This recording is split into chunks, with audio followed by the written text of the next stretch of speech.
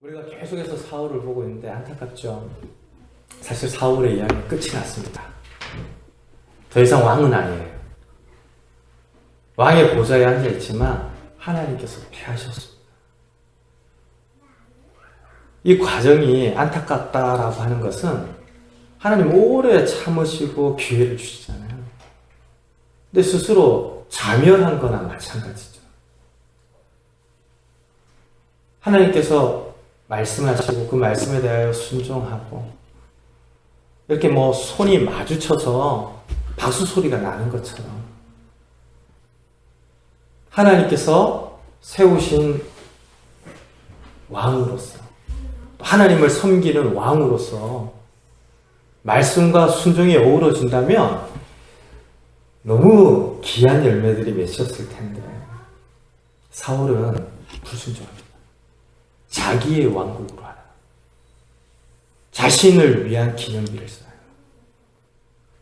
사랑하는 성도 여러분, 우리가 살아도 주를 위하여 살고 죽어도 주를 위하여 사는 성도인 줄 믿습니다.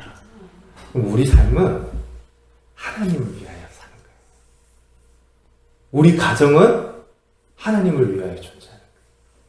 내 인생의 목표는 하나님을 향하여 설계되어야 진짜 지혜로운 거예요.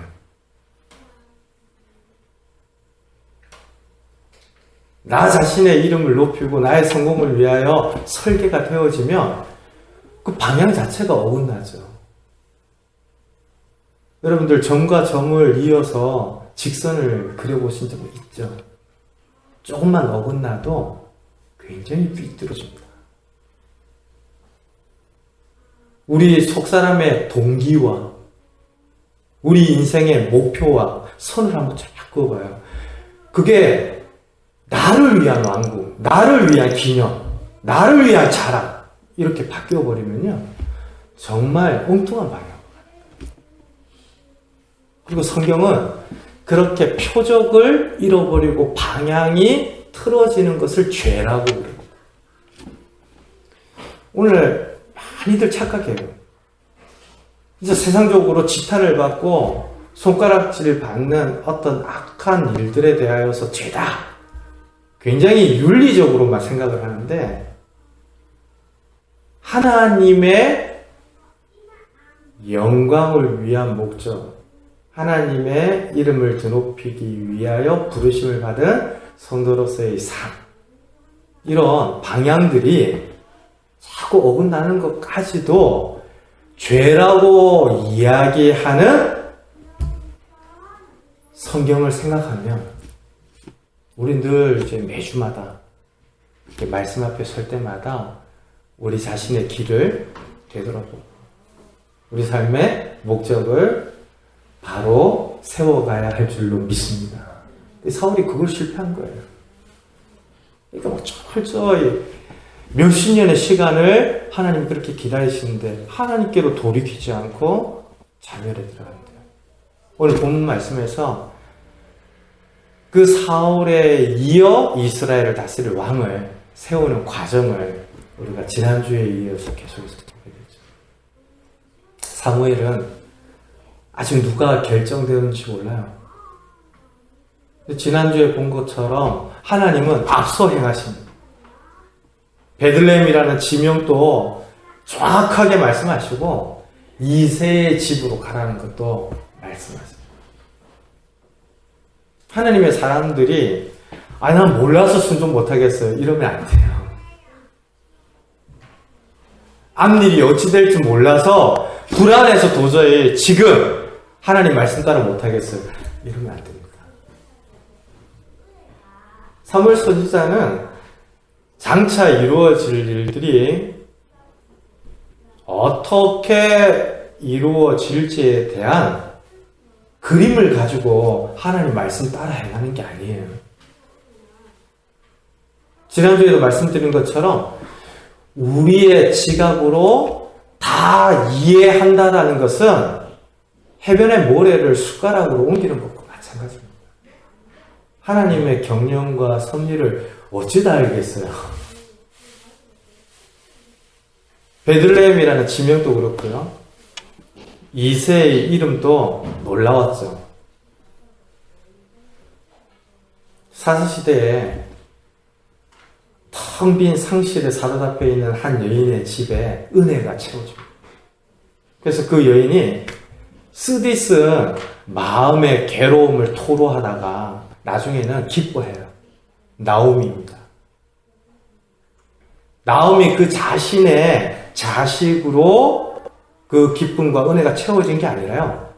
모압에서 하나님 믿는 신앙으로 마치 친딸처럼 자신의 집에 편입되기로 이게 사실 목숨 거는 거죠. 그렇게 작정을 했던 룻에 의해서 그 집에 끊어졌던 가업이, 유업이 이어져 가기 시작하는데요. 거기에서 이새의 이름이 나오고 다윗의 이름이 나왔어요.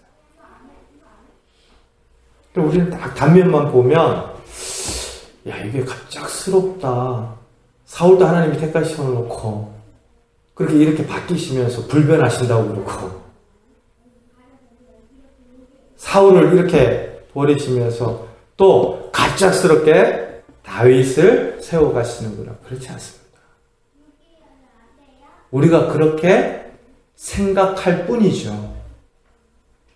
하나님의 구속사는, 하나님의 계획은 우리가 생각하는 것보다 훨씬 크고 놀랍습니다. 저는 믿습니다. 우리 그사랑교회 어떤 면에서는 이제 1살, 2살 되는 이 시기죠. 우리 각자의 인생 가운데 이 시간들이 굉장히 의미 있고 놀라운 은혜의 때가 될 줄로 믿습니다. 눈에 보면 되게 초라하고 우리 성도들 마음에 큰 짐을 진 것 같은 부담이 있을지 모르겠는데 저는 그런 학생들이 있어요. 잘 만났다 그러잖아요. 안 그러면 벌써 뭐 어떻게든 손을 털고 다 대형 교회에 가서 편안하게 직접적인 타치나 면접이 없는 데서 이렇게 예배 드리고 돌아가고 얼마든지 나이스하게 신앙생활을 할 수 있는데 우리가 한 자리에 모여서 함께 말씀을 읽고 예배를 한다. 특별한 하나님의 섭리 가운데 있다라고 믿어요. 지금 사무엘은 이새의 집으로 향하는데 그 이새의 아들들 중에 누가 될지 모른단 말이죠. 그러니 한 사람씩 대면하여 면접을 보는데요. 6절 보십시오.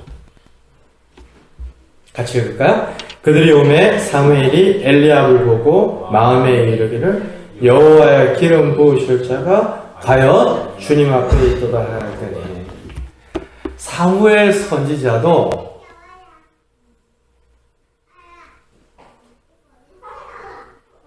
이런 면에서 조금 아쉽죠. 사람을 보고 첫눈에 반해버렸어요. 여러분, 첫눈에 반했다가 이스라엘 전체가 실패하는 것 같은 결과에 이르게 한 사람이 누구죠? 사울이잖아요. 사울을 보고 만 백성들이 보통 사람의 어깨 위보다 더 크다라는 것 때문에 열광을 합니다. 진짜 왕이 될 만한 사람이다 그러면서 열광을 해요. 근데 사무엘 선지자가 하나님의 말씀 따라서 순종하며 이새의 집으로 갔는데 엘리압을 보자마자 만족스러워하죠. 과연 여호와의 기름 부으실 자가 주님 앞에 있도다. 굉장히 감탄하는 거예요. 사무엘이 뭘 보고 이렇게 감탄했나?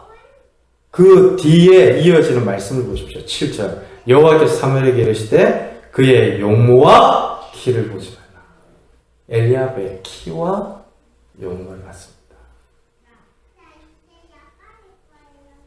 요즘 젊은이들 사이에 만족스럽다, 굉장히 이렇게 보기 좋다, 그때 흐뭇하다고 그래요. 근데 이게 조금 더 진일보해서 쓰여지는 표현들이 무흐하다 뭐 이렇게 이야기하더라고요. 그 참 사람 보니까 무흐하다. 보기 참 좋다 이런 거예요. 근데 엘리압의 용모가 키가 딱 보기에 아주 좋다는 거죠. 근데 사무엘에게도 이런 경향이 나타나고 그런 경향 안에서 하나님이 기름 부으실 자다 이렇게 판단을 하는 것을 보면 오늘날 성도와 교회에도 이런 경향이 있다는 것을 우리는 조심스럽게 인정해야 돼요. 최근 우리 한국 사회에 과도한 루키즘 때문에 많은 사람들이 병들고 있습니다. 어떤 면에선 극단적인 외모 지상주의가요, 삶의 방향대로 다 비뚤어요.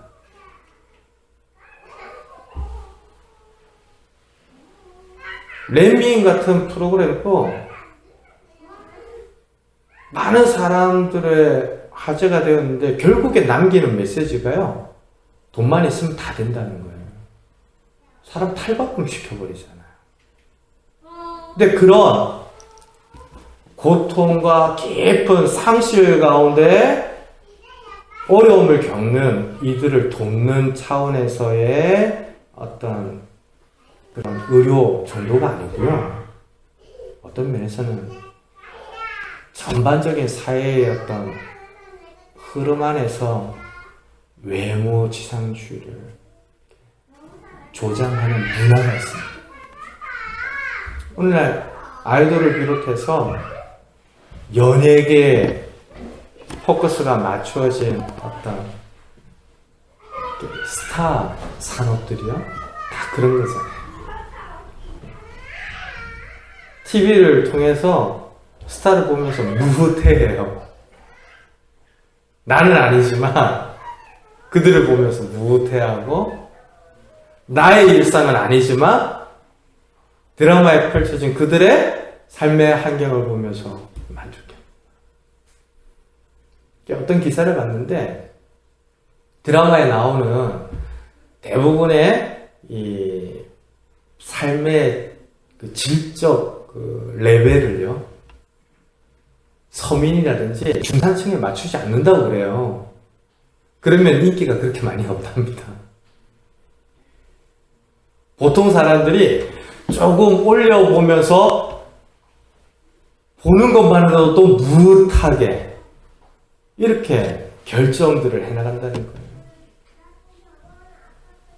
근데 뭐 배우들도 그렇고 뭐 그런 것 자체가 존재해서는 안 되는 어떤 영적인 영역입니다. 이런 차원으로 이야기를 드리는 것이 아니라 그 뿌리에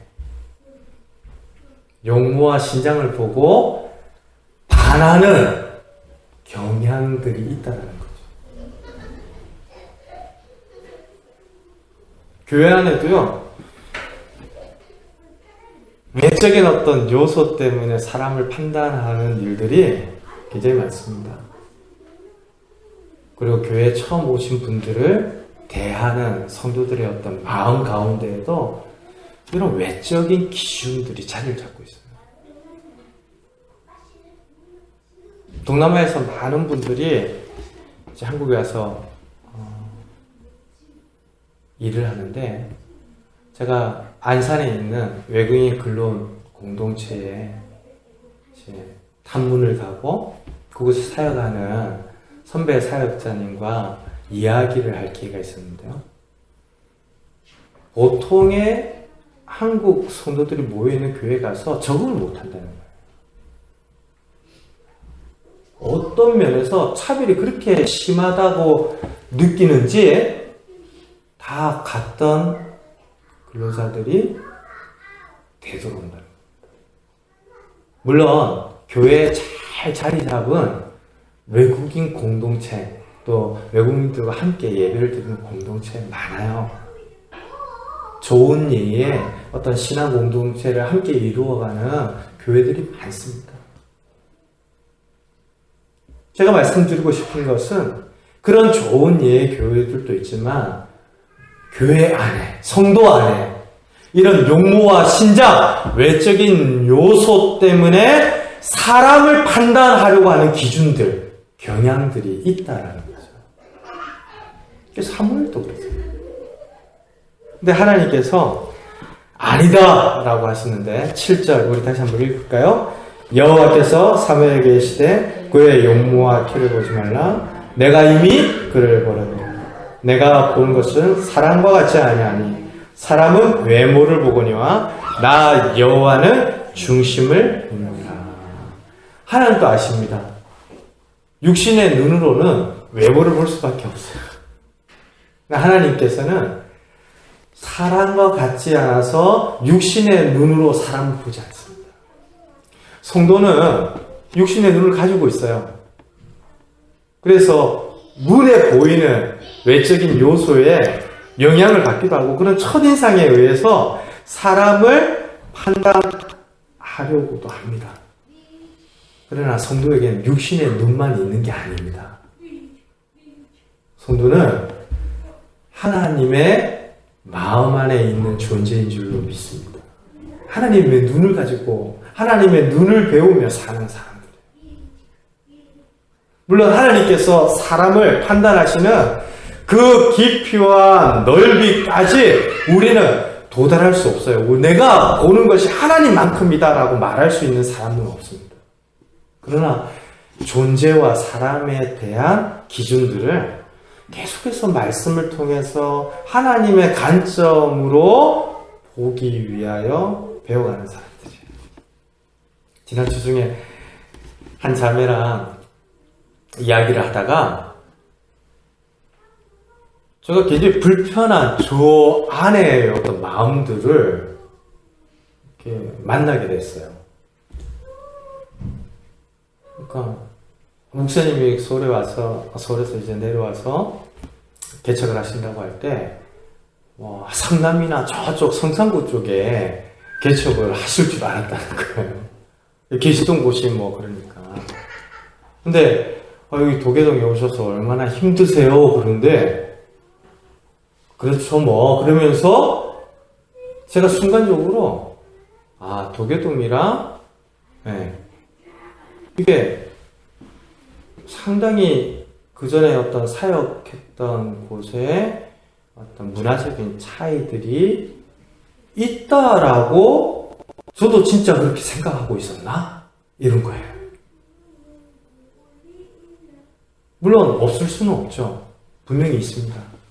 그런데 그런 문화적인 차이와 함께 존재에 대한 차이까지도 어떤 외적인 요소들에 의해서 제가 가지고 있었나 싶어서 그냥 마음 한편으로 무거웠어요.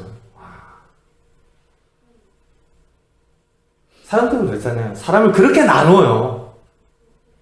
연봉이 어느 정도냐? 직업이 뭐냐? 이런 걸로 사람과 사람들을 나누고 우열을 판가름하는 어떤 이 세상의 논리 가운데 우리가 살아가는데 하나님은 그것으로 사람을 보시지 않는다. 실제로 예수님께서도요, 하나님 앞에 가장 진실된 예배와 헌물을 드린 여인으로 둘의 돈 드린 가난한 가부를 제자들에게 가르치셨잖아요. 연복에 돈다발을 쏟아놓는 소리가 들리는 부자의 그 헌물이 아니라, 그쵸? 가진 것 전부를 드렸다라고 이야기를 할 만한 진실함, 그 속사람의 중심, 그리고 하나님 앞에서의 정직함, 이런 것들을 보시고 제자들에게 가르치셨던 거예요. 하나님께서도 사람을 보실 때 그런 중심을 보신다는 거예요. 용모와 신장이 아니라 그 중심을 보시며 사람을 택하시는데 엘리압은 아니다. 이거죠.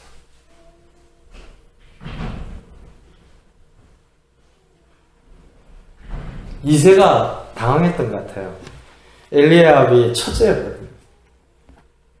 그래서 둘째도 지나가게 하는데 8절 한번 보세요. 이새가 아비나답을 불러 사무엘 앞을 지나가게 하매 사무엘이 이르되 이도 여호와께서 택하지 아니하셨나이다. 아비나답은 둘째입니다. 이도 아니니까 9절 보세요. 이새가 산마로 지나게 하면 셋째 차례대로 지나가게 해요. 10절 우리 같이 한번 읽을까요? 이새가 그의 아들 7을 다 사무엘 앞으로 지나가게 하나 사무엘이 이새에게 이르되 여호와께서 이들을 택하지 아니하셨느니라. 그의 아들 7을 다 지나게 했다. 역대하의 기록을 보면 이새의 아들은 7으로 나옵니다. 근데 그 7 안에는 다윗까지 포함이 돼요. 그러니까 지금 사무엘 앞을 지났던 7 중에 훗날 성경에 기록되어질 당시에 한 사람이 이제 일찍 죽은 것으로 학자들은 추정합니다. 근데 지금 7 가운데는 다윗이 빠져 있잖아요. 근데 이 7을 다 지나게 했다라고 하는 표현을 좀 유심히 보십시오. 어땠을까요? 첫째 엘리압을 딱 내놓았을 때 이거면 충분하죠? 이런 거 아니에요. 근데 아니다라고 하니까 두 번째 카드와 같이 아비나답을 내어놓는데 아니라고. 그러면 이 셋째 정도면 충분하지 않습니까? 내놓았는데 아니더라고요. 7은요. 이새의 아들 수이기도 했지만 성경에서 우리가 보는 바와 같이 완전수입니다. 만수라고 그래요. 꽉 찬 수라고 이야기합니다. 그러니까 이새가 내어놓을 수 있는 최선을 사무엘 앞을 다 지나가게 한 거예요. 그런데 그들 가운데 하나님께서 택하신 자가 없었습니다. 사랑하는 성도 여러분, 성도는 우리의 최선이라고 하는 것이요, 하나님 앞에서도 가장 최선이라고 하는 것을 보장하지 않는다라는 사실을 깨달으며 살아야 해요. 이거면 충분하죠? 아니에요. 이 정도면 되지 않습니까? 하나님 보실 때 아니라고요.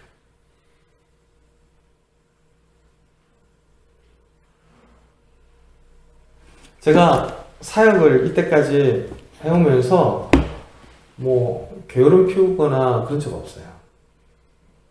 어떤 면에서 제일 여유를 가지면서 말씀 보고 연구를 한다. 지금 이 시간들인 것 같아요. 그전에는 정말 최선 다 하면서 이게 뭐라고 해야 될까요? 몸이 상할 만큼 이렇게 했어요.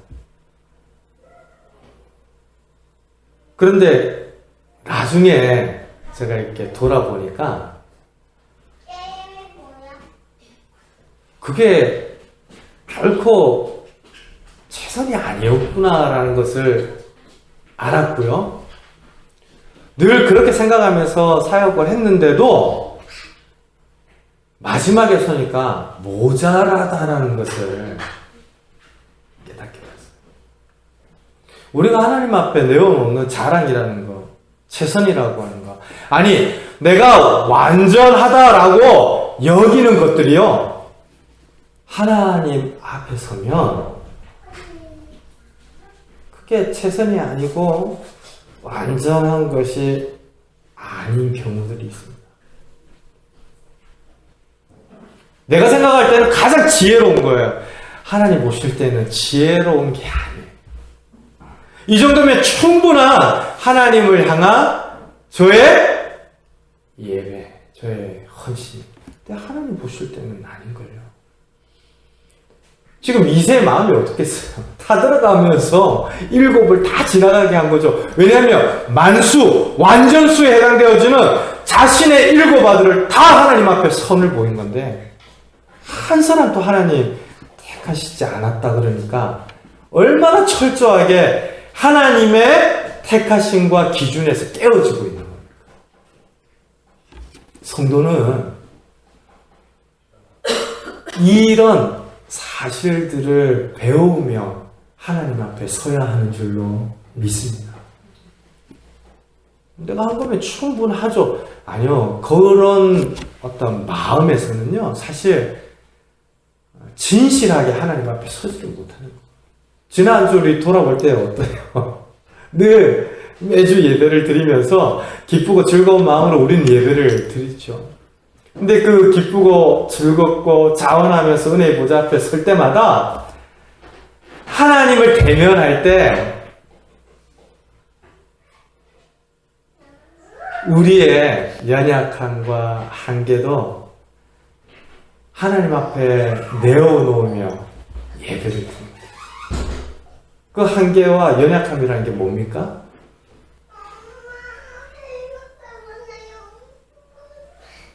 내가 내어놓는 만수, 완전수라고 하는 거죠. 하나님의 택하심, 하나님의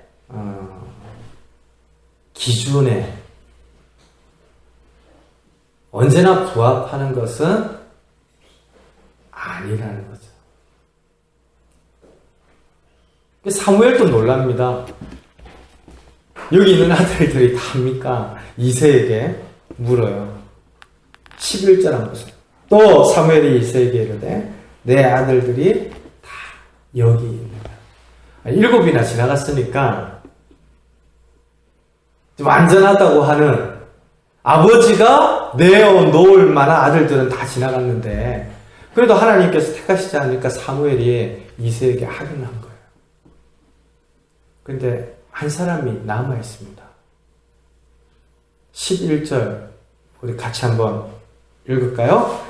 또 사무엘이 이새에게 이르되 내 아들들이 다 여기 있느냐? 이새가 이르되 아직 막내가 남았는데 그는 양을 지키나이다. 사무엘이 이새에게 이르되 사람을 보내어 그를 데려오라. 그가 여기 오기까지는 우리가 식사 자리에 앉지 않으리라.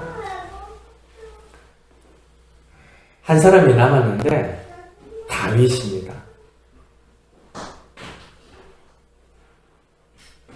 그 다윗이 들판에 양을 치고 있었어요. 그 자초지종을 들은 사무엘이 다윗을 데리고 오라고 그래요. 그래서 들판에 있던 다윗을 데리고 와서 기름을 부어 왕으로 세우게 되는데요. 왜 다윗이 이새의 집에 찾아온 사무엘을 만나지 못한 걸까요? 왜 그 제사에 초대되지 못한 걸까요?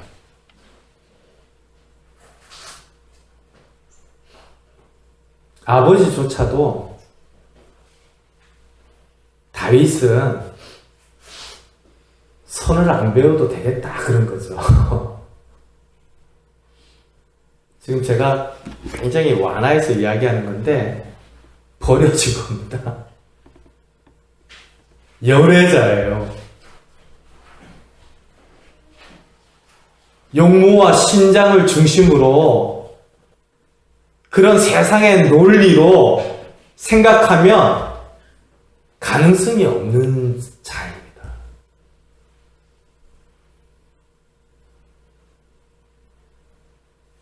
그래 지금 11절 말씀에 막내라고 하는 이 표현을 히브리어로 하카탄이라고 그러거든요. 이 뜻은 가장 작은 자, 가장 적은 자 이런 뜻을 가지고 있어요.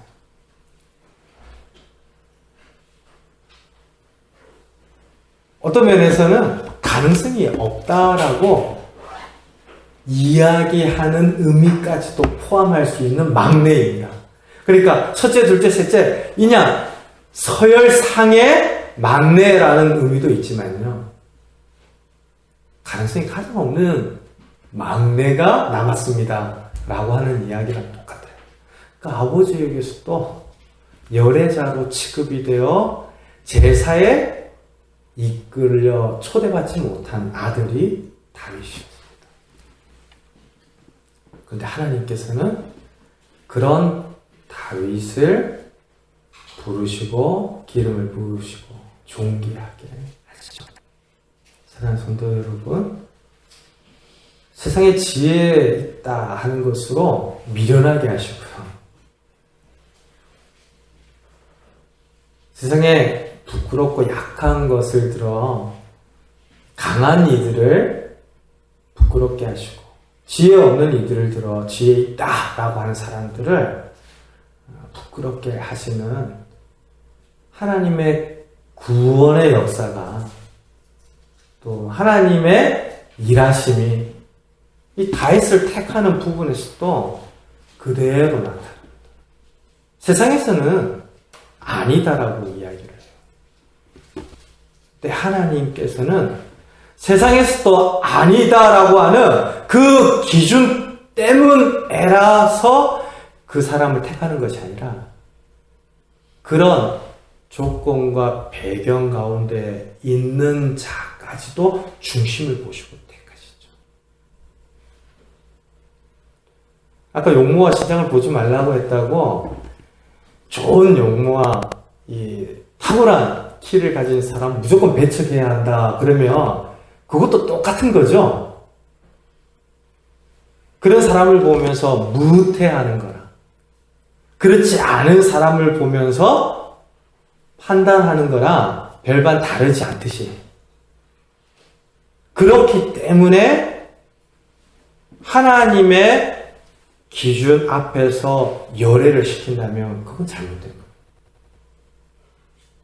실제로 막내다, 별 볼 일 없다, 들판에서 양을 치며 하찮은 일을 하고 있습니다 라고 했던 다윗을 데리고 왔더니 어떻습니까? 12절 보세요. 같이 읽을까요? 이에 사람을 보내어 그를 데려오매 그의 빛이 붉고 눈이 빼어나고 얼굴이 아름답더라. 여호와께서 이르시되 이가 그니 일어나 기름을 부으라 하시는지라.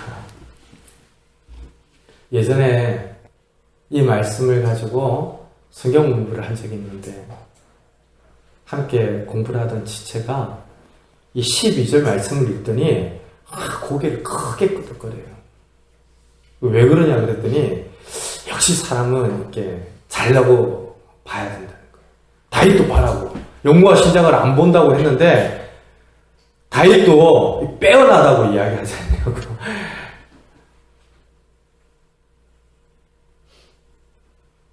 그래서 제가 미리 말씀드린 거예요. 용모와 신장이 탁월하다고 빼어나다고 그것으로 선택이 되어지거나 그것 자체만으로 배격이 되어질 수는 없죠. 다윗도 아버지에게조차 버려지고 가장 작은 자로 취급이 되고 제사에도 초대받지 못할 만큼 열애자였지만 준수했어요. 그런데 12절에 나타난 다윗의 용모 때문에 다윗이 선택된 것이 아니라 앞서 사울에게 말씀하신 바대로 하나님 마음에 맞기 때문에 다윗을 택함 받은 겁니다. 우리는 훨씬 이전에 하나님이 사울을 패하시면서 하나님이 말씀하신 바들을 봤잖아요. 그때 사울을 패하시면서 사무엘을 통하여 약속하신 바가 하나님의 기준이 있었거든요. 사람들은 육신의 눈으로 보고 판단할지 몰라도 나는 내 마음에 합한 자를 왕으로 세울 거야. 사울로 인하여서 괴로워하시고 고통스러워하시면서 후회하시는 하나님께서 다윗을 선택하시는데 이 빼어난 외모, 붉은 빛에 있는 뭐 이런 것들을 본 것이 아니라 그 내면에서 진실되게 하나님을 향하여 있는 그 인격, 신앙, 하나님 앞에서 이 태도, 그런 내면을 보시면서 불러내셨다라는 것을 우리는 사무엘상 전체를 통해서 보게 됩니다. 가장 작은 자, 열애자가 되면요, 이거 안 당해본 사람은 잘 모를 텐데 한번 당하면 마음 많이 힘들어요. 마음이 많이 상합니다. 사람들에게 따돌려지고 사람들에게 인정받지 못하면요, 가지고 있던 자기 자신의 정체성마저 좀 무너진다고 그래요.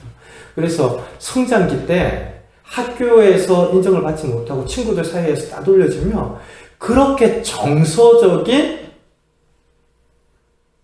영향들을 스스로 받을 수밖에 없게 된다고 그러죠.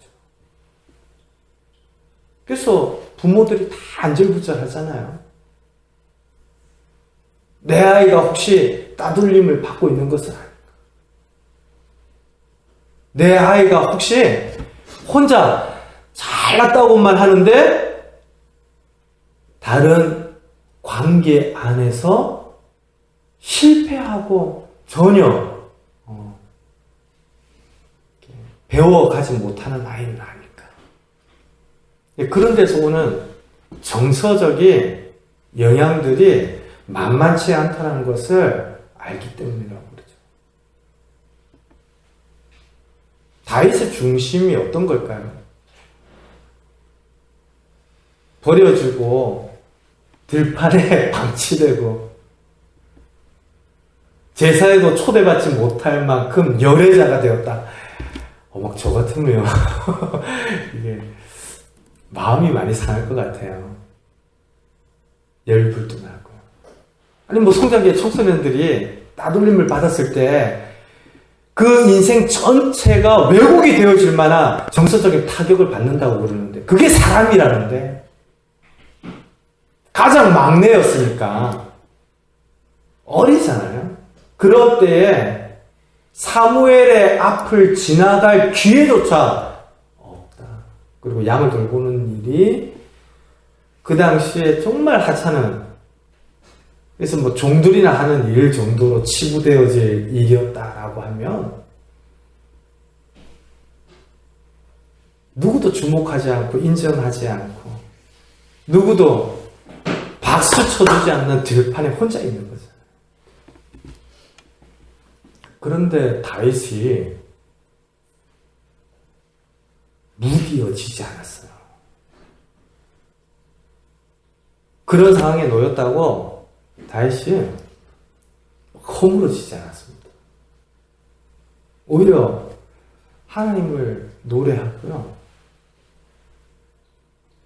나중에 사울 앞에서 적장 골리앗을 향해 나아갈 때 고백한 것을 보면 자기가 목숨을 걸고 양들을 지키기 위하여 사자와 곰과 싸웠다 그래요. 그렇게 열애자가 되고 버려진 것 같고 그렇게 따돌려진 것 같은 때에 자기에게 맡겨진 일들과 자신의 삶이 누구 앞에 이루어지고 있는지도 기억하면서 다윗은 그 중심을 잘 지키고 있었던 거죠. 물론 그랬기 때문에 다윗이 택함을 받았다 이런 게 아니에요.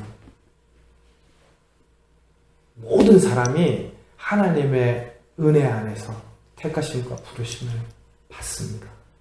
저와 여러분들이 이렇게 예배자가 된 거 언제나 말씀드린 것처럼 하나님의 은혜인 줄로 믿습니다.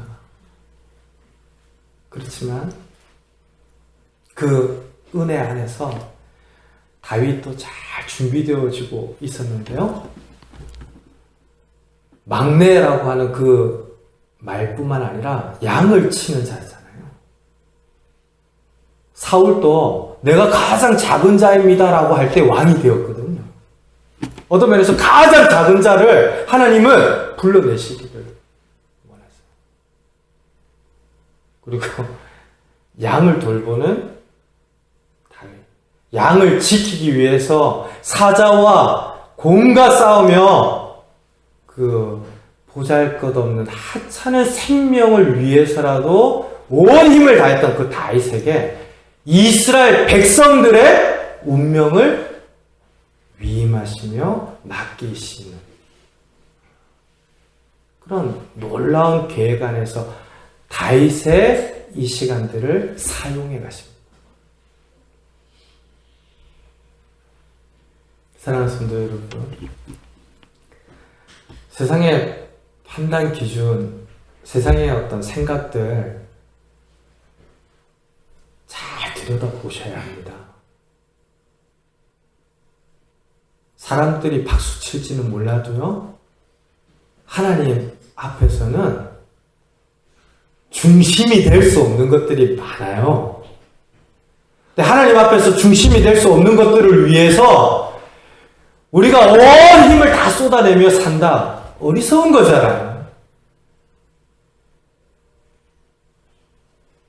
하나님이 전혀 보시지 않는 영모와 신장 같은 외적인 요소들을 치장하느라고 나에게 주어진 인생을 다 쏟아붓는다. 그건 진짜 미련한 거잖아요.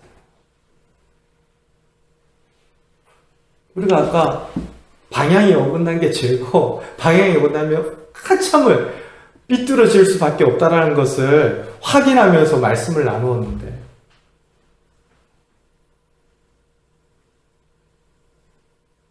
우리가 보고 있는 게 무엇입니까?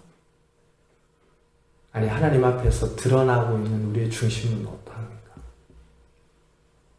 이번 한 주 우리가 무엇을 위해서 살아야 합니까? 또 어떤 관점 앞에 있어야 합니까?